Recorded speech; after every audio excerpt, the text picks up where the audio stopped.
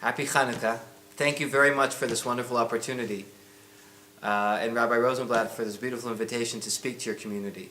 I've chosen to speak to you here from the Beit Midrash of Yeshivat Har Etzion, located inside Alon Shvut, because this is the place that connects me to Rabbi Rosenblatt and to Rabbi Yacov Don. We were all Talmidim here in this Beit Midrash, and it was a beautiful chance to connect and know them all. This is a place really that's informed my values. I know the same for Rabbi Rosenblatt.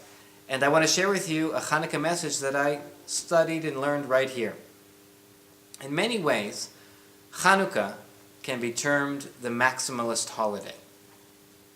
You see, there are several ways in which the halachot of Chanuka reflect this idea of always going to the maximum.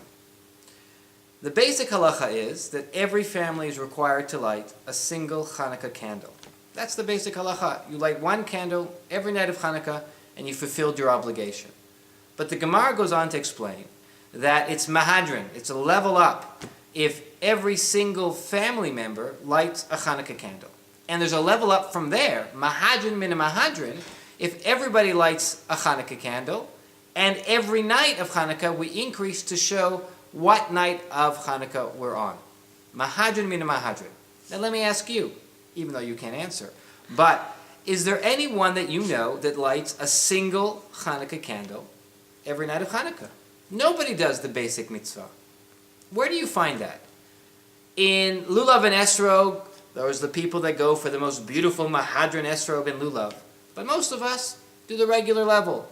When it comes to tefillin, people find Mahadrin tefillin, and people go for regular tefillin, and it means a special effort and a special expense to do Mahadrin min Mahadrin, the best of the best. But not on Chanuka.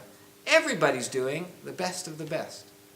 When it comes to an expense, when it comes to tefillin, to make sure that you have a pair of tefillin, a person has to expense up to 20% of their income. When it comes to lulav and esrog, same thing. You have to go up to 20% to make sure you've purchased a lulav and an esrog. When it comes to Chanuka candle, that's not enough. A person is obligated, according to Shulchan Aruch, to sell the shirt off their back. That's a real effort. Finally, and this is something that is not often taught in little children when they're taught the Chanuka story, there's actually plenty reason where the Maccabim, upon entering the Beit HaMikdash, the Temple Mount, and rededicating and purifying everything, could have, halachically speaking, chose to use regular oil that they found. They did not have to search and only use the one remaining pure cruse of oil.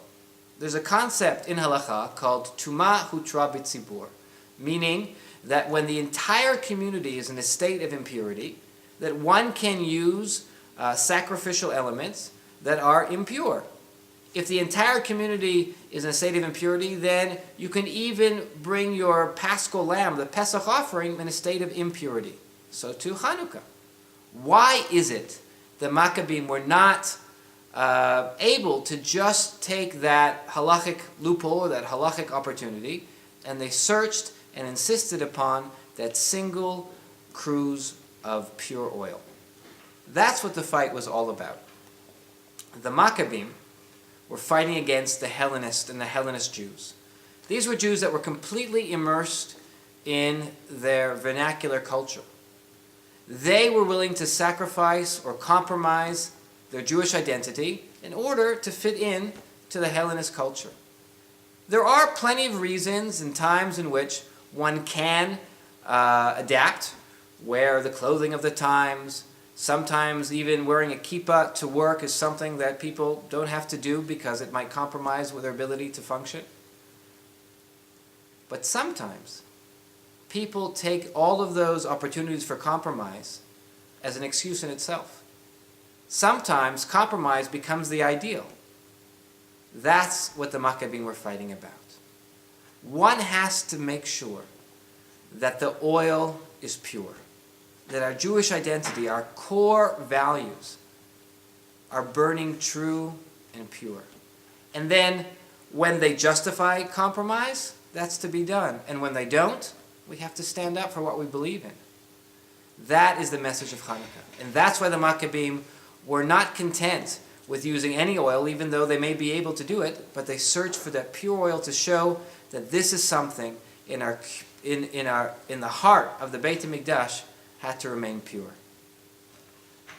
My friend, Rav Yacov Don, who was murdered several hundred meters just outside my front door not 3 weeks ago, was a Maximilist Jew. He was somebody who did not compromise one iota. His entire life was dedicated to the values he believed in. Simple things like spending an hour every night speaking to his mother, a Holocaust survivor, making sure she went to bed and knew what was up in his life. Traveling far to his son's yeshiva to learn with them, bechavruta, wherever they may be. As an educator who taught in my school, he was completely dedicated to his students. Am Yisrael has lost a great man, but he is a man in his example and in the way he lived that really exemplifies the ideals of Chanuka, what it means to be a Maximalist Jew. I hope that you will be able to take a little bit of the inspiration of Chanuka, what Rav Yacov Don stood for, and take that home with you in your candles in each of your homes. Happy Chanuka.